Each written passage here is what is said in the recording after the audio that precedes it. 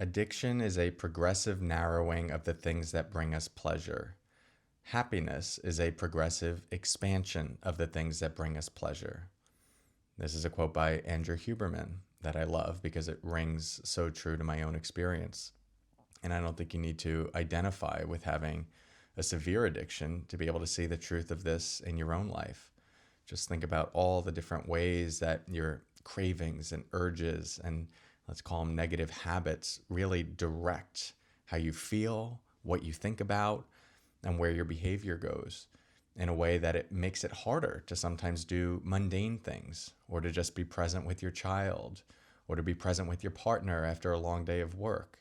You might feel the pull onto your phone or for a drink or to watch a show. The simple things become boring. We need more and more sensation, not just to feel something, but also often to mask uncomfortable sensations or feelings or emotions that we don't want to feel. My first experience of the truth of that quote, of happiness being a progressive expansion of the things that bring us pleasure, it was during my time in the monastery, where I was stripped down of all of the normal things that typically would feed my cravings and my little addictions. There was no reading, no writing, no listening to music, no contact with the outside world, no speaking, sleeping on very thin mattresses, eating very modest food, and just meditating all day long. And when you are that present with your experience, and all you can do is be present with your experience, you see all the ways that your mind typically controls your life. All of those thoughts of, I don't want to be here right now, this is annoying, meditation is not for me, it's uncomfortable, I feel bored, I'm hungry, I have to pee, I want to do something more interesting. All of those little impulses in the mind and the body, those are the things that direct your life. The thoughts, the emotions, the sensations that are uncomfortable when you are still, these are the genesis of your compulsive behavior. Show me the ways you avoid stillness, and I'll show you the patterns that run your life. And so I was seeing this firsthand, but I wasn't able to indulge in them anymore. They weren't able to control my life. I just had to meet them and be with them and learn to drop beneath the intensity or dissolve the intensity. And it took time, and I didn't have the skills that I have now and the new ways of working with those things, but just the practice of presence and not fueling the urge, the craving, the addiction allowed me to be with what was underneath and see what was underneath and meet it and give it what it actually needed.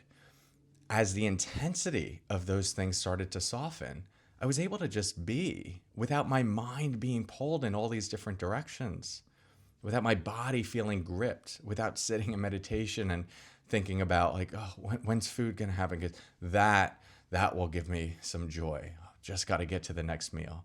Or they used to serve this mango juice at the end of the day.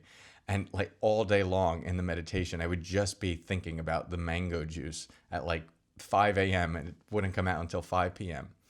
And you could look at that and go like, oh yeah, it's nice to have something positive to think about. Sure, absolutely. I don't discredit that. I don't discredit the value of like maybe enjoying your morning coffee.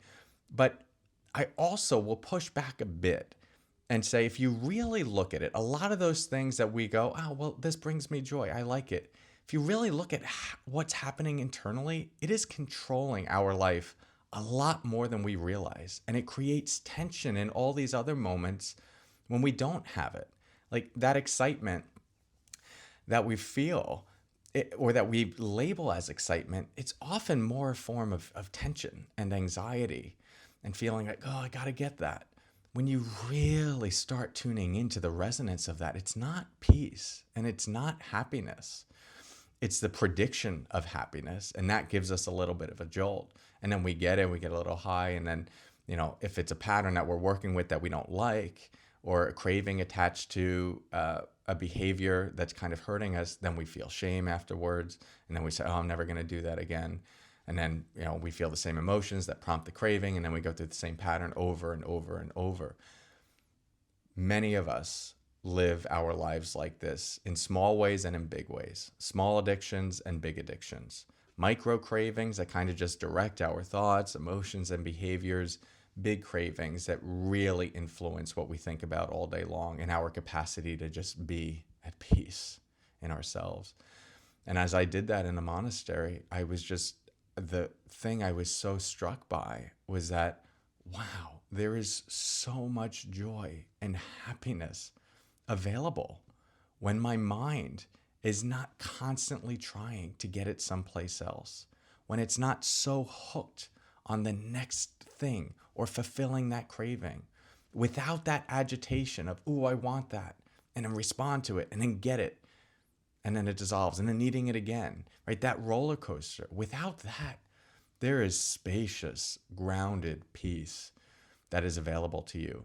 And in your real life, like outside of a monastic setting, what this means is that you can actually be present with your partner or a loved one or a family member without your mind being pulled in different directions. If you're raising kids, you can actually like be there through mundane moments or even agitating moments without this conditioning and wiring in the mind that's just like, oh, I got to get to something better or more sensational or less aggravating.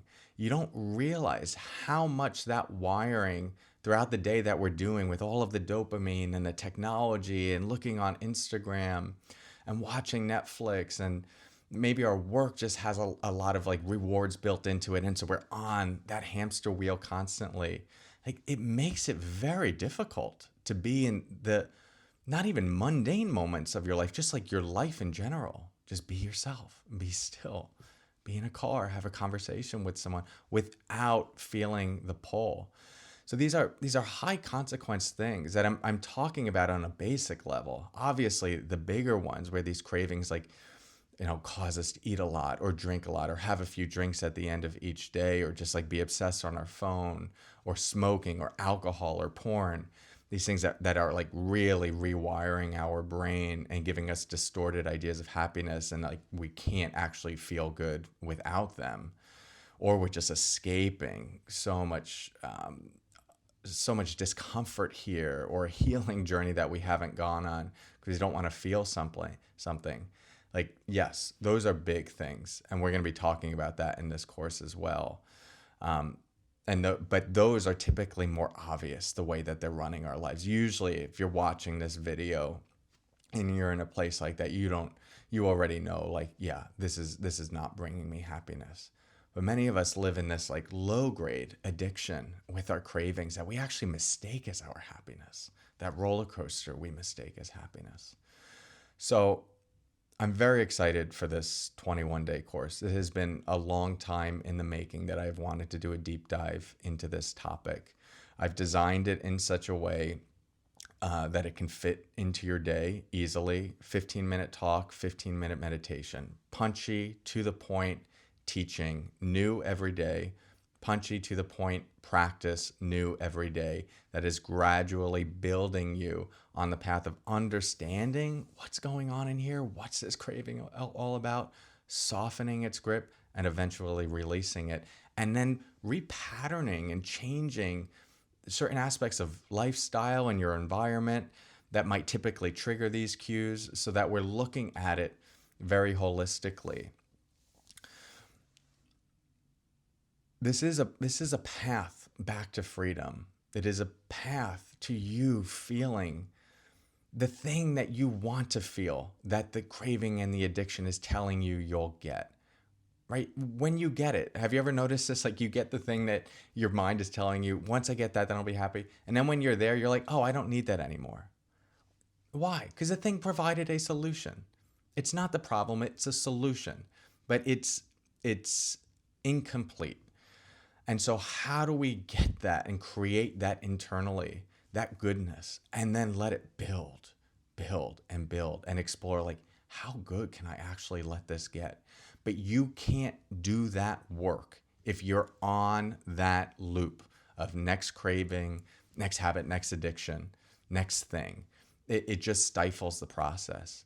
We have to begin to soften the mind's hooks on those things, explore the wellspring of goodness that's here, that's innate to you, and then let that build. And as it builds, the most interesting thing is those cravings, they just start to fall away on their own. Right? You start to see the suffering that is innate to them. I remember it was so striking when I came back from Burma and I watched TV for the first time. I just saw myself zone out. I turned into a zombie. I became dull. I didn't like it. I was like, oh my gosh, is this what it's always like? Has it always been this way? I wasn't able to perceive it before, but it just like took all of my life energy. My dad had always said when we were kids, watch TV, you'll turn into zombies. And I was seeing it in real time. So we're going to take this journey. It's going to be deep, but it's going to be practical and to the point. And all you need to do is show up day by day. If you can't attend live, that is okay. Everything will be recorded. You'll have lifelong access to the recordings. There may be certain days that you need to spend a little bit more time with, and that's okay if you want to build this into your schedule in the way that you'd like. But if you are able to attend live, we'll also have 3 live Q&A sessions that you can ask questions. And even if you don't have a question, that's a great way, great opportunity for you to see what other people are working with, where they're struggling. And that's where we do a lot of deep teaching. So even if you're just watching the recordings of those, that's where a lot gets put together for people. So you can read more about the course below, what the daily topics are, what's included. You're also going to get a bonus craving SOS pack for those moments where the craving is really strong, or maybe if you're struggling with some withdrawal symptoms, like how to work with the intensity of that. So that's a little bonus that's coming, and that will include a handful of meditations to really guide you through those moments that you can pull out on your phone in the moment to work through that intensity when you're in the in-between phase. But I'm excited to dig in. This is going to be an exciting course. And if you're ready, all you need to do is just show up. I'll guide you through every step of the way. All you need to do is arrive and trust the process. Thank you for your practice. Hope to see you there. Lots of love and take care.